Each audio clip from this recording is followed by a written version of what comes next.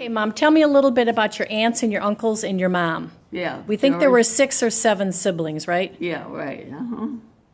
And George was a minister, and he preached downstate Illinois. I think it was Farmersville, I'm not sure. And Lily married Charlie, which was a very platonic marriage. He wasn't capable of having sex, which I can't imagine it. Lily said she used to ask Dorothy the queerest questions about sex. Oh, my She God. never had it. Oh, my gosh. And Ellen never married. And Ellen's the one we called IE. I was Ellen, right. Yeah. And how did she get her name IE? Wasn't it? Not sure. I think it was my cousin Linda or somebody couldn't say One Ellen. of the kids didn't pronounce it right, so she just called her Ida, and everybody else did. And so she stayed home and took care of the house and did the cooking and cleaning and whatnot. And Mabel, my mother, got married to Rudolph Alfred Nordin, Nordin, and when he was Swedish too, as were my parents, the family, and I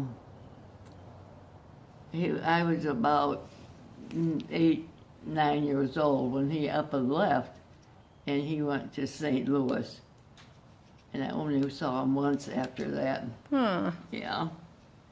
And Emil, Pete, he used to take us every place in the old rickety car.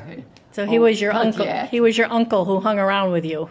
Yeah, right. We hung around with him. You hung around with him. And he was a nice guy, real nice guy, but he never married. And Elmer, when we lived at 410 North Catherine, there was a big house next door. Hess Furnace Company owned it. And Betty was the maid there. And she had her sights out after Emil, but didn't work. And so she latched on to Elmer, and they finally got married. Well, I remember them.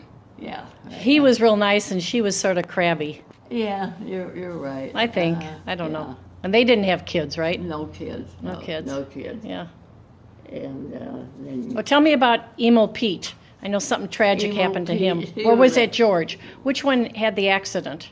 this one. Which one had the accident? George had the accident, the oldest one, and he was. There was a railroad track.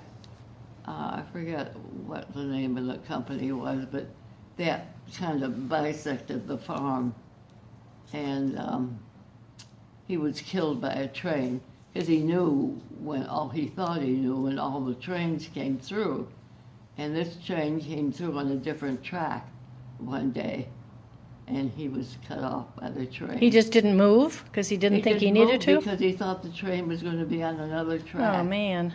Yeah, and underneath underneath the train tracks, there was a cattle pass, and where the cattle could go through. The cattle? To the other side. Yeah. And we used to, when it got wet, it would flood. And we used to play in there. We make a raft and float around and had fun. Fun. Uh-huh. Okay.